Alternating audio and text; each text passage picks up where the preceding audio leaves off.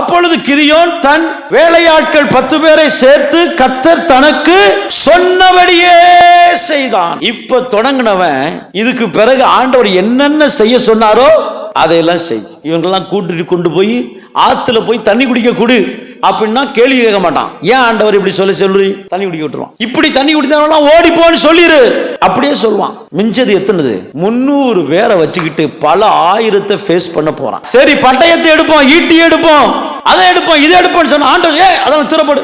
எனக்கு அதெல்லாம் வேண்டாம். எனக்கு என்ன வேணும்? ஒரு எக்காலத்தை எடுத்துட்டு வா, ஒரு பானை எடுத்துட்டு வா, ஒரு தீவெட்டி பிடிச்சிக்க, 3 மாத்திரம் வேணும் உனக்கு. இதை நான் உனக்கு செய்வேனா செய்ய மாட்டேனா என்கிறத முதலாவது போய் வேக பார்த்துட்டு வா. என்ன ஆண்டவரே, ஒரு யுத்தத்துக்கு போனா ஒரு கத்தி இல்லாம போ சொல்லிடுற. என்ன ஆண்டவரே, பானையை வச்சு எக்காலத்தை வச்சு தீவெட்டியை வச்சு என்ன செய்ய? அப்படியா? சரி இதெல்லாம் நீங்க போடு. நீ போய் அவங்க படுத்திருக்காங்களா அங்க போய் வேடிக்கை பார்த்துட்டு வா. வேடிக்கை பார்க்கும் போது அங்க ஒருத்தன் தூங்கிக்கிட்டு இருக்கிறவன் சொப்பனம் கண்டு சொல்றான், ஏய் அங்கே இருந்து ஒரு அப்பம் உருண்டு வருதுடா. கர்த்தர் செய்ய நினைத்தது தடைபடாது. உங்களை கொண்டு கர்த்தர் என்னென்ன காரியத்தை செய்ய வேண்டும் என்று வைத்திருக்கிறாரோ அது தடைபடாது.